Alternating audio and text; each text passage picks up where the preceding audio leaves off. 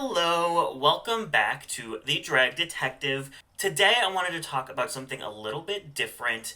We've been doing a lot of rigged, a lot of all of that stuff, so I wanted to kind of shift over to something a little bit different. So today we are going to be talking about the dreaded 5th place curse.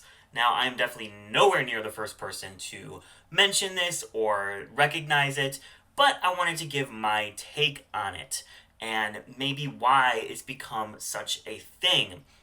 But before we get into the curse, I wanted to remind you all to follow me on my Instagram and my Twitter, as well as maybe check out my Patreon if you are able.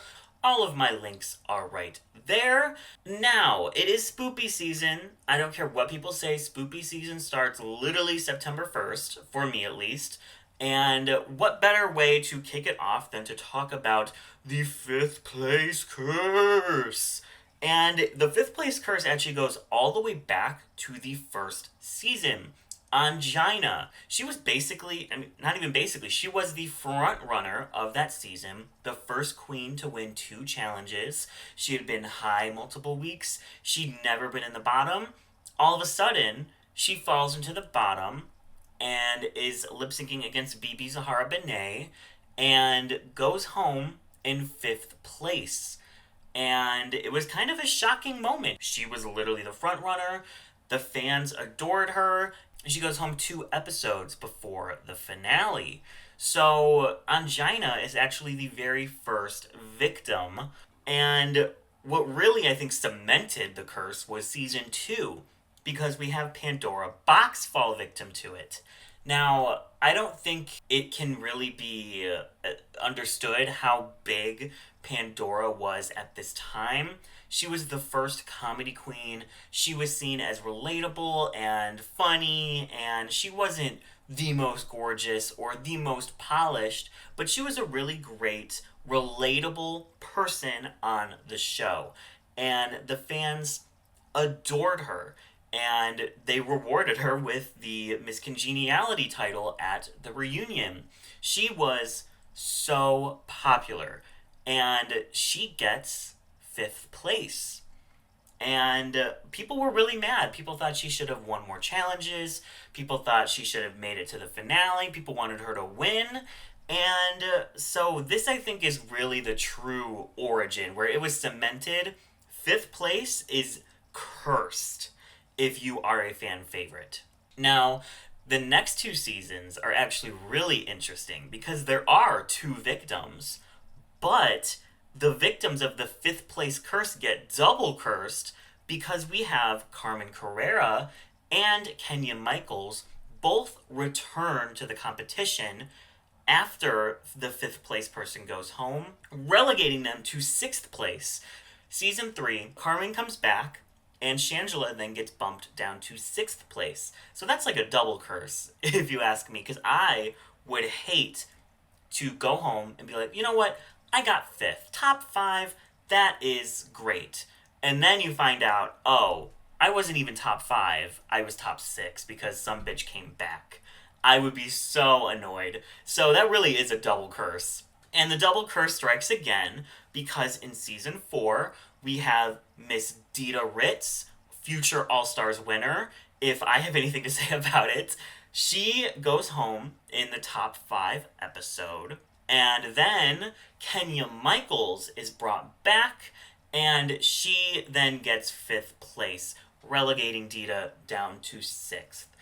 Dita and Shangela were 2 big fan favorites. Dita is known as having one of the greatest lip syncs of all time, and it sucks to see them both go before the finale, but it can be said that unlike Pandora or Angina, neither of them were like slaying the competition, so it does somewhat make sense that they go home here, but they were 2 fan favorites who made huge impacts and both got the 5th place curse, and in this case, the double 5th place curse. The dreaded 6th place curse. That's not really a thing. But moving on to season 5, we have Coco Montrees get 5th place. Now, Coco wasn't a huge fan favorite. I think in the fight with Alyssa, people liked Alyssa a bit more. But Coco was still a huge lip sync assassin. Fans now, I think, regard her as one of the greatest, if not the greatest, lip sync assassin of all time. Like, I wouldn't say that people were that pissed when she went in the moment, because she'd been in the bottom a lot. Alyssa already had gone. She didn't have much storyline left. But Coco is a big fan favorite now. So that's kind of like is it a 5th place curse? Maybe. Not as big as some of these other ones. Especially the next 2. Because in season 6, you have BenDeLaCreme going home in 5th place. Now, people were furious. People loved Dela, and they hated Darian. So the fact that Darian sends home Dela in the final 5 episode, people were pissed. And I think it does have to do with the fact that Dela just overall did better in the competition than Darian did. But also, in their fight, which was like a season-long story arc, Darian was portrayed as the villain. BenDeLa was portrayed as the hero, or like the victim that Darian was bullying. So it really does set up this big moment at the final 5. They'd already lip-synced earlier in the season, and Darian won that too. But BenDeLaCreme was spared. BenDeLa came back. She'd been in the top a couple times, but now they find themselves in the bottom 2 again. And Dela becomes a victim of the 5th place curse. Would Dela have won the season? Probably not over Bianca, but it can be said that she probably did deserve a spot in that top 4. She really did really well throughout the season, but at the same time, she should have went home at final 8. So, but still, people were pissed, and she's given Miss Congeniality. And that's another thing. A lot of these 5th place queens do get Miss Congeniality, just like our season 7 5th placer, Katya. Now, obviously, Katya is one of the biggest queens to ever come from this franchise. She is so famous. She has so many followers. She's beloved. She's robbed, apparently. And this was another blatant moment of the top 5 curse striking, because you have Katya. She has one slip up early in the season, but then on, she really slays most of the challenges, if not all of the challenges. And the one slip up she has is at top 5. And she just so happens to have to lip sync against the ultimate lip sync assassin, Kennedy Davenport, who I would argue is the greatest dancer that we have ever seen on Drag Race. And she goes home, and the fans lose their minds. And Kennedy, unfortunately, becomes one of the most hated queens in history for sending home Katya. And that is a pretty blatant example of the curse, if you ask me. So many things had to go wrong in that moment for Katya to go home over someone like Pearl, or even someone like Violet at that point, who had many weak moments in the competition. And Ginger. I mean, Katya had probably the most consistent track record up to this point of the top 5, but she goes home here. But I will say, she lost the lip sync, so now I think people were thrilled to see this queen go home, but now she has become such a icon, a fan favorite, and someone the fans love to see. That is Derek Barry. Now, Derek, I think, was the main villain of season 8, and unlike in some of the other cases, Derek hadn't been doing well. She kind of did maybe go a little bit too far, but still, now we see Derek as someone the fans adore because of her time on Wait What, because of her time on All Stars 5 and the Vegas review. She is someone the fans love. I mean, Derek Barry is camp. Like, she came, she served camp, and she left in everything that she's done. And while I don't really think people cared that much when she left in 5th place here, she is kind of a staple of the franchise now. So this season, and I would say next season, are not real examples of the curse. Season 9, we have Alexis Michelle go home. She was seen as maybe the villain of season 9. There wasn't a true villain, I would say, on that season, but if there was going to be one, Alexis had some moments that weren't super congenial. So I would say these 2 seasons, maybe the curse was taking a break. It's like, we've been working pretty hard. We took out Dela and Katya, so we're just going to hang back a little bit. But it comes back full force on season 10 when Ms. Cracker gets 5th place. And people were furious. They were pissed. They said, no, Cracker won that lip sync. Cracker deserved top 4. Cracker deserved to win the season. And it just goes to show that if you have a queen that fans adore, they are going to push for them to go to the end. And if they don't make it, they will be pissed. If it were up to the fans, Cracker would have been Miss Congeniality of season 10. She was the fan favorite. So this is, I think, a very good example of the curse. Because, again, this was her first lip sync at the top 5. She had just won her first challenge. Now she is at her first lip sync going against the lip sync assassin of season 10, Cameron Michaels. And she gets taken out. The curse, I think, is also continuing in season 11, where we have Vangie, another one of the biggest staples of the series.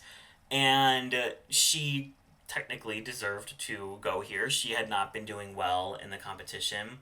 But in the opposite of Cracker, I think she should have won the previous episode, but she doesn't. Then she falls in the bottom against her boy toy at the time, Brooklyn, and goes home right before the finale. Now, I will say the last 2 seasons, season 12 and season 13, I don't think the 5th place curse really is a thing. Jackie Cox and Olivia Lux did have fans. They weren't hated by the fandom. They were pretty popular, but they weren't a fan favorite. And this is where I have a conspiracy that maybe the 5th place curse has become the 8th place curse, because Jan and Denali were the 2 fan favorites of season 12 and season 13, and they both got 8th place. So maybe the 5th place curse is geez, they're onto us. We need to abandon ship. We're going to the 8th place curse now. I guess we'll have to see what happens on season 14. But I do want to look at some other franchises, because the 5th place curse shows up there as well. On All Stars, it's hard to tell what's 5th place. Is it Tammy and Nina, who were the 5th place team? Or is it Alexis and Yada, who were the joint 5th and 6th place? Then that counts there. If not, then it doesn't. Season 2 of All Stars, we have Alyssa Edwards. Obviously, she was, along with Katya and Tatiana, the fan favorites of that season. She gets taken out by Detox in a huge, controversial moment. That is a 5th place curse. On All Stars 3, we have kind of like what happened with Shangela and Dita, but again to BenDeLaCreme. And in this case, she cursed herself. She was in the top 5. She goes home, and someone else takes her place, Morgan McMichael. So technically, Morgan is the 5th place queen, but Dela had that 5th place spot before Morgan came back. So you could see Dela as a double cursed queen. Now, All Stars 4, the 5th place is Latrice, which she wasn't a fan favorite on that season. But she was a fan favorite in other seasons, so that's kind of a stretch.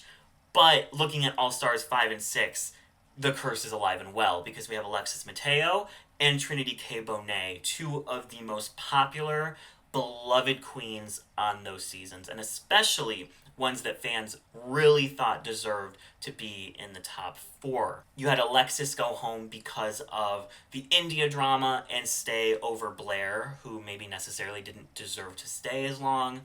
And then you have Trinity K. Bonet get taken out by Eureka after Eureka got brought back, and after Trinity already had made the top 4. So I think both of these cases were queens who really got screwed over by things out of their own control, and in turn fell prey to the curse.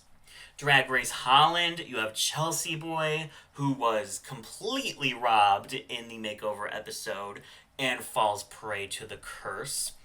Drag Race Down Under, you have Electra Shock, who gets 5th place and was put in the bottom that episode for no reason and taken out. In Drag Race UK, we have Blue Hydrangea, who, I mean, she's a fan favorite, but I don't consider her to be a victim of the curse. But you have Ahura, who people really thought deserved to be in that top 4, possibly even top 3. She gets taken out here. And then Canada's Drag Race, you have Lemon, who had won 2 challenges, who had been doing pretty well, but loses and goes home in 5th place. So, as you can see, there are a lot of queens who have fallen prey to the curse. This is everyone of the franchises I've watched, because honestly, I've not watched every single season of some of these international ones. But you guys can tell me in the comments if I'm missing one. These are all of the people who have fallen prey to the curse. That is a large portion of the seasons. So now the question is, why? Because really, it's not a curse. It's not a hex that someone put on the show. The producers are there making the decisions that have led to the queens going home here. Some of them, yes, they're deserved. The queens fell to the bottom and they went home. But also some of them are kind of, did they really deserve to go home there? Especially in the newer seasons, where we have a top 4, the producers love a robbed storyline, right? Because it gets people upset on social media, it gets people talking. They do it pretty much every season now. There's at least one queen who is robbed, that the fans go nuts, and that is all anyone talks about. So while it might make the fans pissed, it is great for the show, and that's why they're going to keep doing it. But a lot of these queens in 5th place, I think, go home there specifically because it makes for a better story than to just watch them go to the finale and either lose or win. So look at Ms. Cracker, for example. Cracker, I don't think would have won, right? If she gets to that finale, I don't think she's going to win. She isn't the best lip syncer. I don't think she would have beat Aquaria or Eureka or Cameron. So instead of watching Cracker go to the top 4, we see her go out in 5th place, just missing out. The fans are pissed. Everyone is pissed. How she won that lip sync? What? How did she even end up in the bottom? I don't get it. And it made for a huge, great storyline. And then when she comes back for All Stars, she comes in with that robbed narrative. People are excited to see her back. People are going to tune in to All Stars to watch Cracker again, their robbed goddess. Now, I just want to say, I don't think she was robbed. I think she deserved to go home there. She lost the lip sync. But that is the narrative of the fans, right? Looking at Katya, she fully deserved to go home. She lost the challenge and the lip sync, in my opinion. But fans were so obsessed with Katya that seeing her go home so close to the top 4 was heartbreaking. Because in those seasons, you had a top 4 that then was brought down to a top 3. If Katya was in that top 4, she was moving on. I mean, there was no way they would have cut Katya. So cutting her here is perfect because there's your robbed storyline. We don't have to give Katya the crown. We don't have to see her lose in the finale. She goes home here. Everyone is talking about it. Everyone is pissed. She's our robbed queen. Then let's immediately bring her back to All Stars 2, where she will get her roses and she will get to make it to the finale. And everyone tuned in every week to see how Katya would do.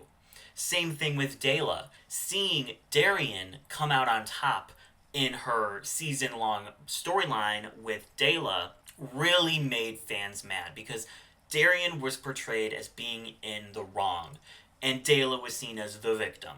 So seeing BenDeLa go home to Darian makes BenDeLa the robbed goddess. We love her. She deserved better. She would have won if she made top 4. She was the only one who could have beaten Bianca. So bring her back on All Stars 3, and everyone is excited because they want to see what she's going to do. They want to see, can these robbed queens come back and get the crown? I mean, there's so much strategy that goes into making this series in order to keep people engaged. I really do have to tip my hat to the producers most of the time, for how well they craft these story arcs. Because now that we have All-Stars every year, they need to have storylines already set up for queens going in, right? So Raja and Scarlett, they came in with a storyline because of that lip sync, because of that moment where everyone said Scarlett was robbed. Now, let's bring them back. They're on another season together, and let's see them fight it out and see who really comes out on top. So, is this a curse? Or is this producers figuring out who the fans are going to like, who they're going to push as the heroes of the story, and then bringing them down, eliminating them, and setting them up for these big moments when they do finally return? Because all of these queens at this point have returned besides a couple. I mean, it's almost like cut and paste, right? Set up a queen as a hero, have her go home right before the finale, and then bring her back. And people are going to be so excited, so happy. They have to tune in. They have to see how she's going to do. It is amazing, amazing storytelling, amazing marketing. It's genius, and it works almost every single time. So the curse is really just the producers. But now that we have, 8 seasons coming out in a year, they are going to have to come up with some new storyline tactics, or else it will start to feel dry. I mean, it will start to feel like, oh my gosh, how many times am I going to watch my favorite go home this close? And maybe that's what they're doing. They're doing it a little bit further away from the finale, like with Jan and like with Denali. I don't know. We're going to have to see.